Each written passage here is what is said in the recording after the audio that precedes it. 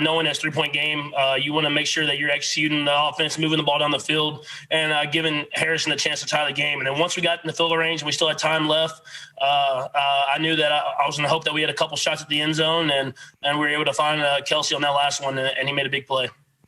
Go next to Sam McDowell. Go ahead, Sam. Hey, Patrick, I'm just wondering, when you see that the Raiders score the go-ahead touchdown, what's kind of the first thing that enters your mind? I mean, I know what the objective is there, but what are you thinking at that point? That we're going to score. I just didn't know if it was going to be overtime or we were going to win it. Go next to Pete Sweeney. Go ahead, Pete. Hey, Patrick, congratulations on the win. Beginning of last year, we had kind of joked about like McCole and not running and you being out of structure. And it sort of seems like since that moment, the entire team has adapted to you and the different things that you can do that are out of structure. Just how has that happened over the course of time? And how does it help you guys in moments like this, especially when Kelsey's adjusting to sort of where he thinks you're going with the football? Yeah, I mean, it's big time. I mean, to be able to execute the first play, and then they talk about being able to execute the second play as well. I mean, guys, when I scramble, they get to their landmarks, they get in my vision, and I try to give them chances to make plays. And it's a huge part of our offense, and it's something that we work on in the offseason. And I think we've built chemistry with bringing the same guys back year in and year out, and Beach does a good job of that, and so that we know where each other is on that football field. Go next to Herbie Tiopi. Go ahead, Herbie. Hey, Patrick, Travis tells us his play was called slot machine right, and as a guy who's mastered the underhand throw, how would you evaluate Kelsey's execution of that play?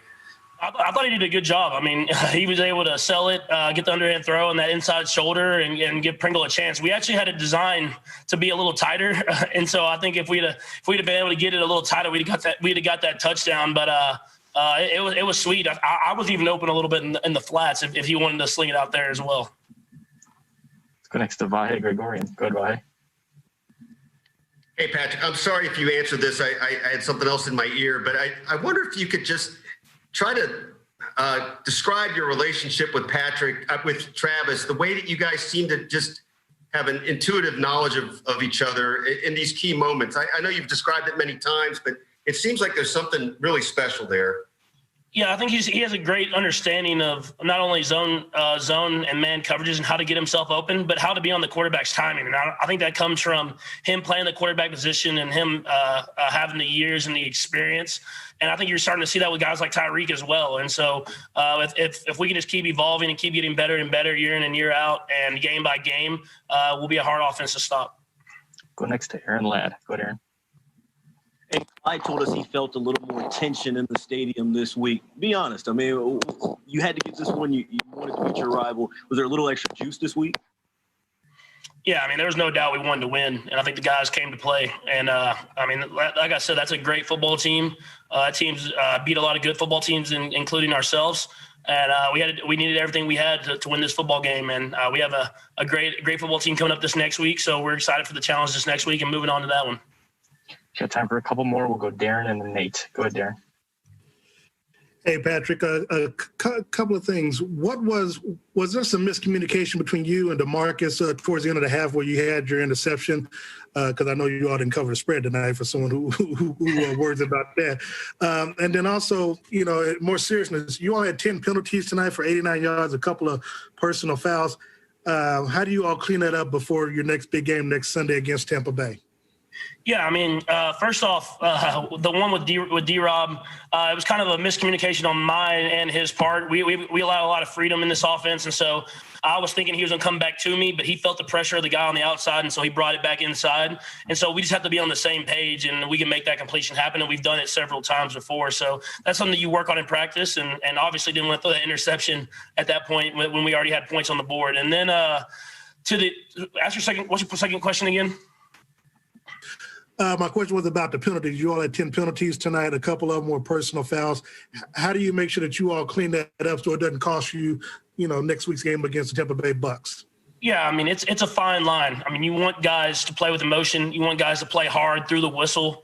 But at the same time, you can't be getting those penalties in crucial situations. And so I think Coach Reed does a good job of letting guys' personality show, and I think we hold each other accountable. And when guys get unsportsmanlike penalties and whatever that is, they hold themselves accountable, and they know they don't want to hurt the team. And so it's something that I'm gonna let guys be who they are, and they'll hold each other accountable, and we'll hold each other accountable. Last to Nate Taylor. Go ahead, Nate. Hey, Patrick, I have two questions as well. My first is, on a last-minute drive like this, do you internally speed up your mind, speed up your clock, or do you try to keep it the same or actually slow it down because you know the action can be so frantic? And then Brad, I'll have a second. Yeah, I think you just be who you are. I think that's the biggest thing. You just go about the process of moving the ball down the field. You have to know when you can go over the middle and take completions. You have to know when you need to try to get to the sideline. And you have to know when to take your shots and when to take the checkdowns. And so we've been put in these situations before. Coach Reed puts us in these situations at practice so that we're ready to go whenever we're presented them. And so it's a thing where I have the ultimate confidence in this offense that if we have time on that clock, we're going to find a way to score some points.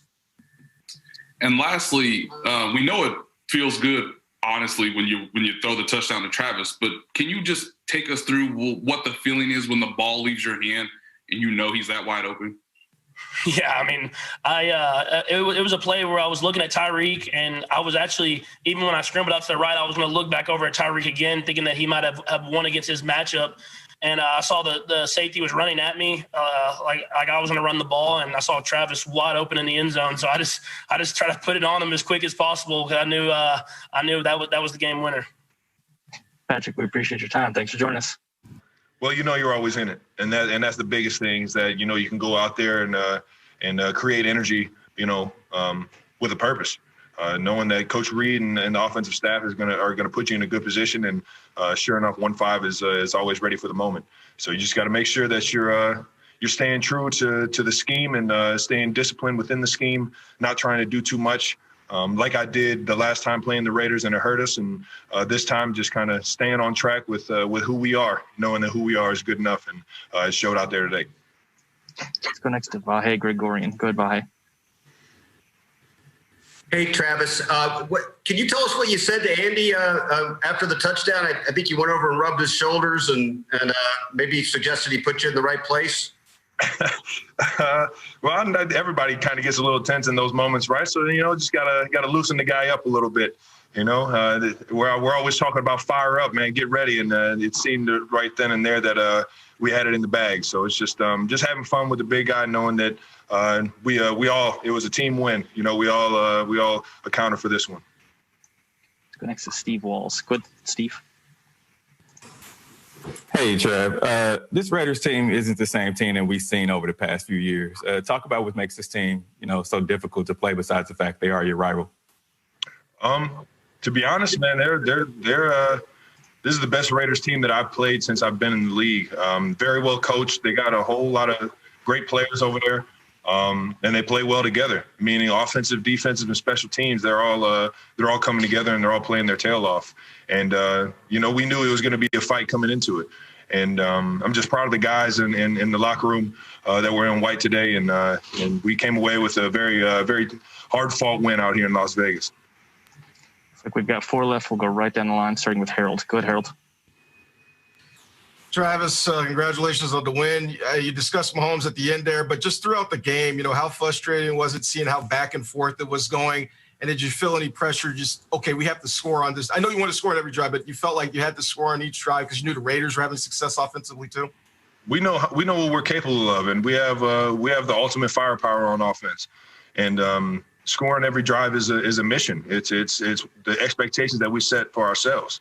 So you can't get frustrated. I mean, that's a good football team. So you gotta be able to, you know, battle through the ups and downs of a football game, knowing that it's 60 minutes and it might take you all the way down to, you know, the last minute to find a win. And that's what happened today. Next to Nate Taylor. Go ahead, Nate. Hey, Travis, I know you've mentioned before how playing quarterback allows you to see the coverage yourself. Can you take us through what the coverage the Raiders were showing you on that last drive and why you were able to get open for those 2 big receptions, including the touchdown? I'm not going to lie. I kind of got tricked on it because I thought it was a middle field open look.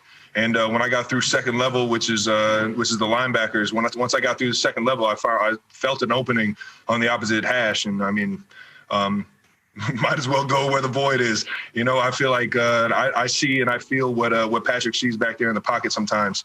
And sure enough, I mean, it was right on the money. Go next to Adam Teicher. Go ahead, Adam. Hey, Travis, can you take us through that final drive? I think you only got to third down one time and only second down only twice. Did that thing go, other than maybe the play you just talked about, did that thing go about the way you planned it? I mean, I feel like they had been playing pretty similar defense the entire game. And I mean, over the course of 3 or 4 quarters, I feel like we pretty much had a good grasp on how to attack it. But at the end of the day, you got 1-5 back there making plays. So it's he kind of turns it up and when it really matters the most. And he was out there showing out tonight. Go last to Matt Derrick. Go ahead, Matt. Hey, Travis, you were now 1 of 2 in your career passing. What can you tell us about that play and the throw to Pringle? You know, what's